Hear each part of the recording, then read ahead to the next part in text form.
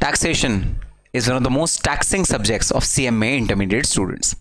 And I'm aware that CMA Intermediate students fear taxation as if the entire course is on one side and taxation is on other side. That is the level of tension which is there in CMA students' mind when they are studying taxation. Specifically for CMA Intermediate Group 1 students of new syllabus who have got DT, IDT as 50-50 marks, they are really struggling on how to complete the syllabus within a short span of time.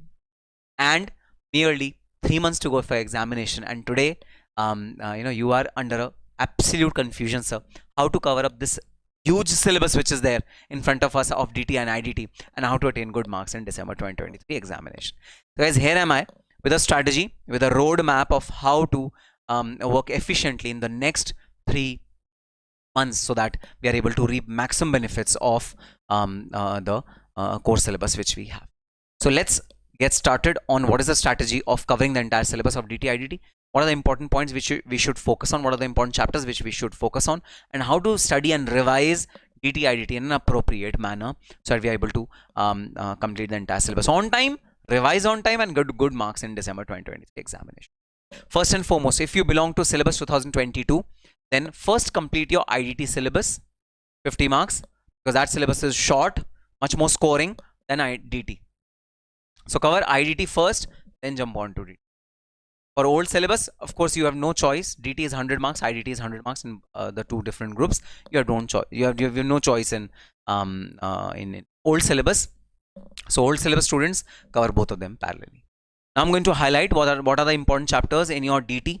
So guys, a fair bit of intelligent move, fair bit of intelligent study can actually save your time in revising the subject, in completing the subject, as well as scoring good marks. Okay. Now, first of all, yes, these two chapters, residential status and salaries, for both syllabus 2016 and 22 are very, very important. A question from salary is bound to come in examination. Question from residential status is bound to come in examination. Uncompromisingly, the most important chapter of your syllabus. Then the next most important chapter is PGBP. Out of the 5 heads, these 2 heads, salary and PGBP, are uncompromisable. You cannot leave it. Many students tell me, oh sir, PGBP is so long, we are not able to do it. Doesn't matter guys, you have to do it. You have to do it. Then comes capital gain. Capital gain is equally important. I can actually tell you that, the second half of your capital gain chapter, which deals with specific capital gains like corporatization of stock exchange, or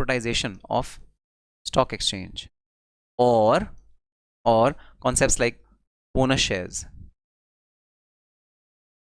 okay, slump sale.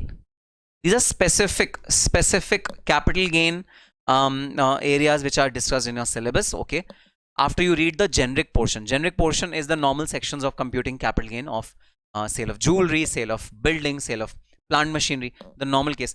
After the normal discussion ends, your chapter diverts into these specific stances, these specific cases. Okay, you can actually study these in a very, very light manner.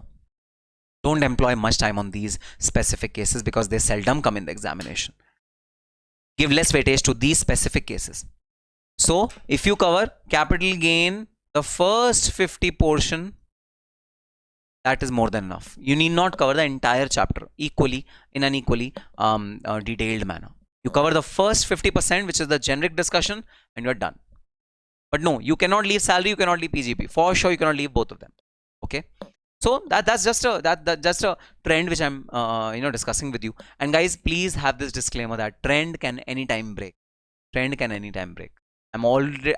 always give this disclaimer because it's always better to cover the entire syllabus. But yes, we can take some calculated risk, and on the basis of my calculated risk matrix, I've culled out these topics which are less important.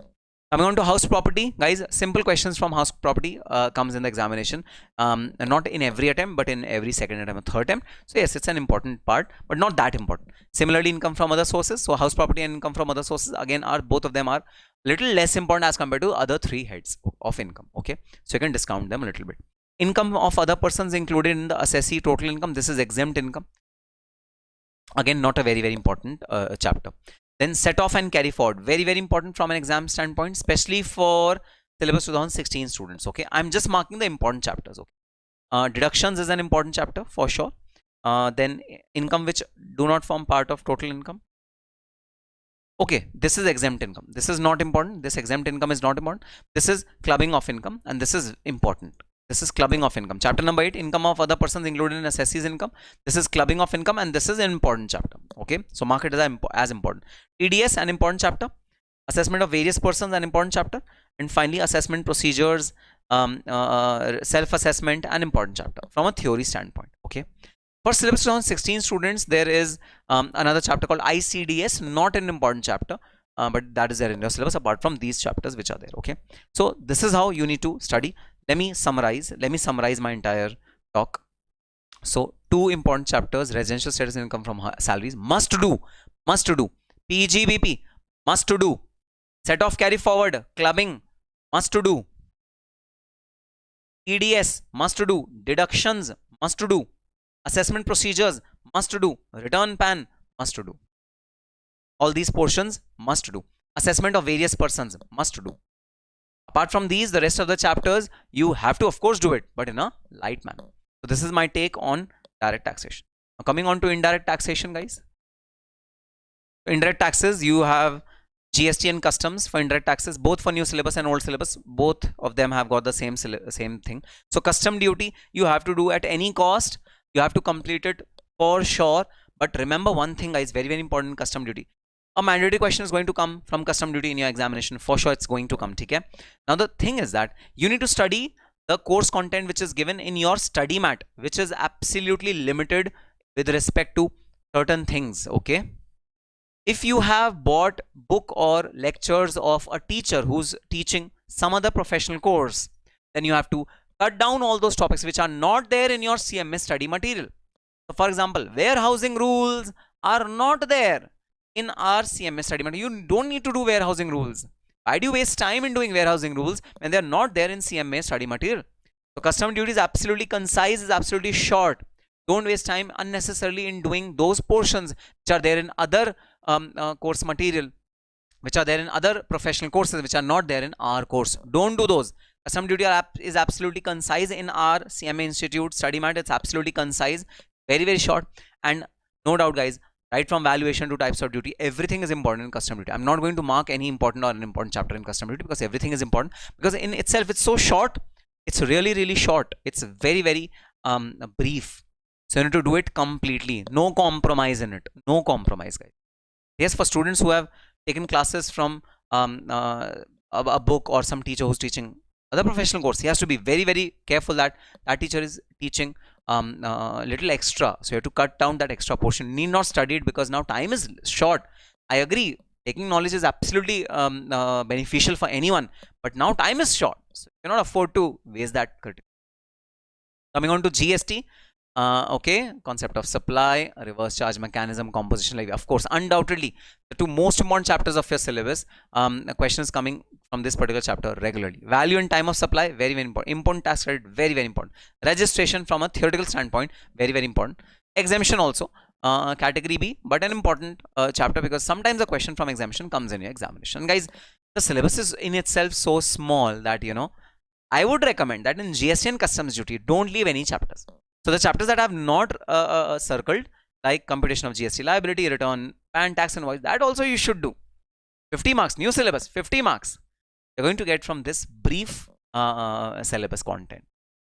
Yes, you should study each and every chapter religiously in GST. A very short course, a very straightforward course. And yes, do refer to scanners for both the syllabus. Syllabus 2016 as well as syllabus 2022. Do refer to the scanners. They're going to give you hints on how are the questions framed, what are the important chapters from which questions come regularly. This will give you a hint. Okay, this is your entire strategy for the next 3 months for completing your DT IDT syllabus. So if you have not completed your course as of now, complete it using this analysis. Complete the chapters which are most important first, and then you complete the unimportant chapters. And similarly for DT IDT, for both of them you are going to do the same thing. And after that, start your revision. Revision is very, very essential. 3 revisions ideally must be done before the examination, but it's okay even if you do 2, it's perfectly fine. And just get ready to call yourself as CMA finalist. Yes, last phase of CMA Intermediate, then you will be CMA finalist. Just mention in the comment section below. Yes, sir. I am a CMA finalist. Yes, you're not a CMA finalist now. Still, you say, I am a CMA finalist. Yes, you feel, you vibrate, you just just attract that. Yes, you have qualified CMA Intermediate and you are a CMA finalist. All that on that positive note. All the very best and happy studying.